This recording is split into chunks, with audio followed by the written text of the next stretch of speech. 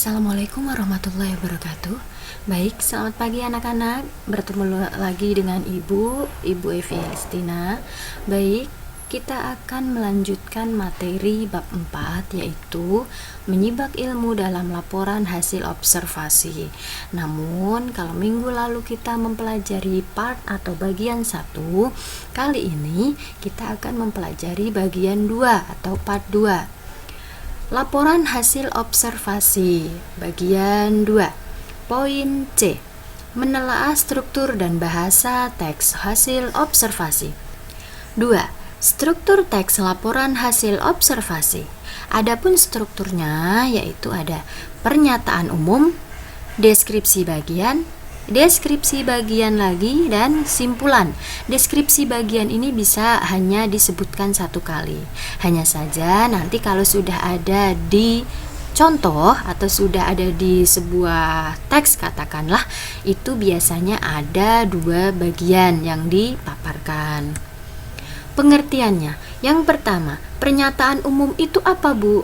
Pernyataan umum itu bisa di dalamnya ini memuat tentang informasi umum.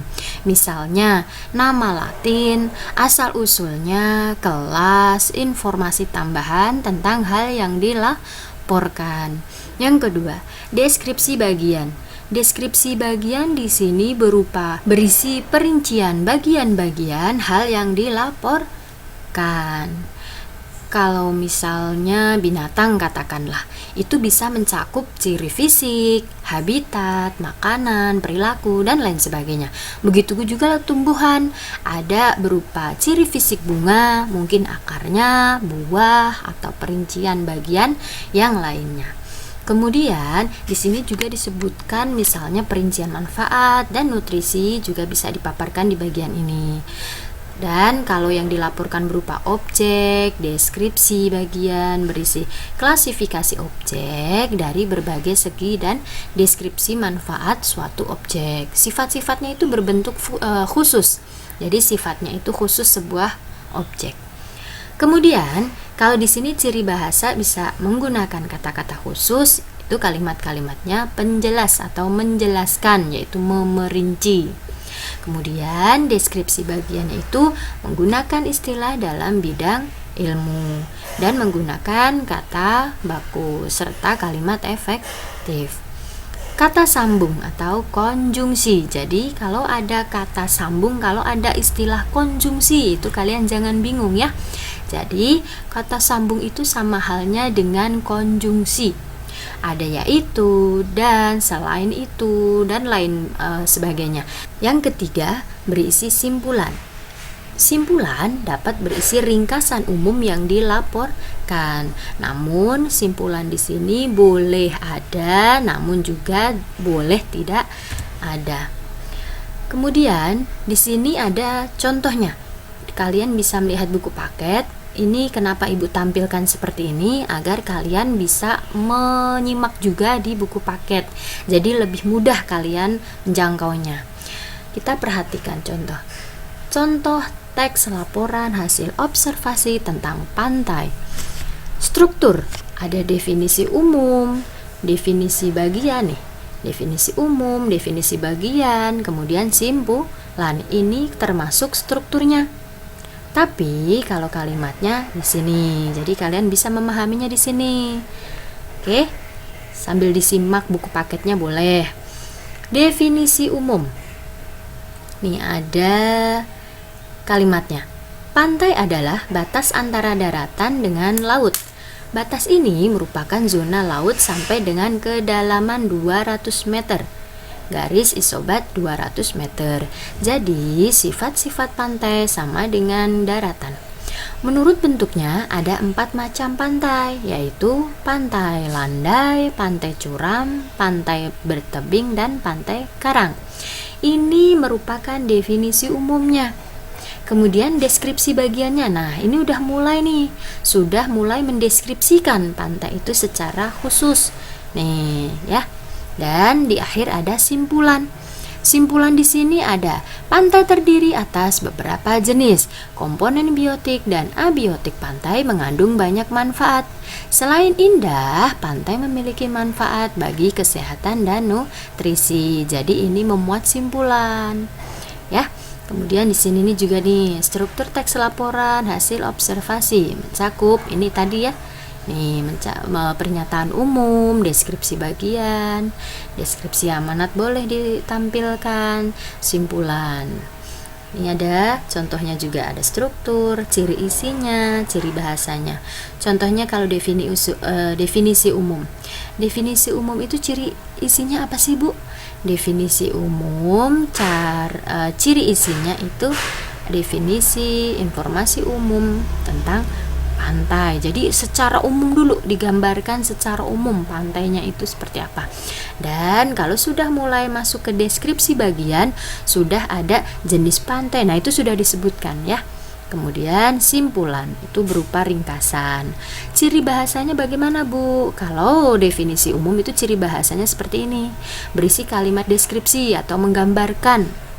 Kemudian kalau deskripsi bagiannya memerinci, sudah mulai memerinci. Jadi dirinci, disebutin, dirinci secara sistematis. Kemudian berisi kalimat simpulan itu kalau bagian simpulannya, ya. Yang kedua, menelaah bahasa pada teks laporan hasil observasi. Jadi sebelumnya Ibu mau menjelaskan dulu pengertian kata baku dan pengertian kata tidak baku. Kata baku itu apa, Bu? Kata baku adalah sebuah kata yang sesuai dengan pedoman atau kaidah bahasa yang sudah ditentukan, yakni yang berdasarkan Kamus Besar Bahasa Indonesia.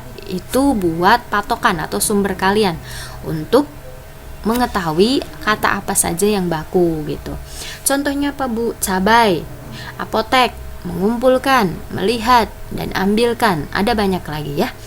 Kalau yang tidak baku apa, Bu? Kalau yang tidak baku, kata atau kalimat yang merupakan kata yang dipakai tidak sesuai dengan pedoman atau kaidah bahasa yang sudah ditentukan. Contohnya apa, Bu? Contohnya cabai. Nah, penulisannya ini bandingkan cabai sama cabe. Memang dalam kehidupan sehari-hari kalian menyebutnya cabe, tapi aslinya kalau dalam bahasa Indonesia kata bakunya itu cabai. Nah, ini seperti ini ya. Ini juga apotek. Ini kalau yang tidak baku kan apotik gitu kan. Ngumpulin. Nah, yuk ngumpulin yuk. Nah, itu sebenarnya nggak baku. Yang bakunya itu mengumpulkan. Ngelihat, ambilin dong. Nah, itu sebenarnya tidak baku. Bakunya apa, Bu? Ambilkan. Tuh ya. Kemudian pengertian kalimat efektif. Kalimat efektif adalah kalimat menggunakan kaidah atau struktur bahasa Indonesia dan pilihan kata baku. Tadi kalian udah Ibu kasih pengertian ya untuk kata baku itu apa. Unsur-unsur kalimat efektif. Jadi, kalimat itu bisa dikatakan efektif jika mengandung unsurnya. Kira-kira seperti apa, Bu? Ada kesepadanan, ada keparalelan, ada ketegasan, kehematan, kecermatan. Masih ada beberapa, tapi yang kita pelajari untuk saat ini nih dulu ya.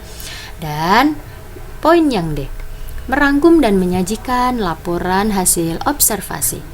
Langkah menyusun teks laporan hasil observasi. Kalau pas kita sudah menyelesaikan materi, biasanya kita disuruh untuk merangkum, kalau tidak menyajikan laporannya. Ada langkahnya, apa saja, Bu? Langkah-langkahnya yaitu yang pertama, membuat judul laporan sesuai dengan pengamatan yang telah dilakukan. Jadi kita membuat judul dulu sebelum masuk ke penelitiannya. Itu ya. Kemudian yang kedua, membuat kerangka teks yang condong ke pembuatan gagasan utama sesuai dengan hasil pengamatan. Kemarin atau bagian pertama sebelum video ini, Ibu sudah nge-share video yang memuat pengertian gagasan utama dan kalimat utama. Silahkan dipelajari ulang ya. Yang ketiga, Menyusun teks berdasarkan gagasan utama yang telah dibuat. Diawali dengan paragraf pernyataan umum lalu ke bagian isi. Setelah membuat klasifikasi secara umum, langsung berikutnya yaitu menjabarkan klasifikasi tersebut berdasarkan hasil pengamatan kalian. Jadi kalian menyusun dulu, habis itu menjabarkan klasifikasi tersebut berdasarkan hasil pengamatan kalian sendiri. Kemudian, yang keempat, meneliti kembali hasil penulisan teks. Jika ada kalimat janggal atau salah, itu segera diperbaiki atau direvisi ulang, dicek kembali gitu bahasanya ya. Cukup sekian dari Ibu, semoga ini menjadi bermanfaat untuk kalian. Jangan lupa tetap rajin belajar, semangat belajar, jaga kesehatan.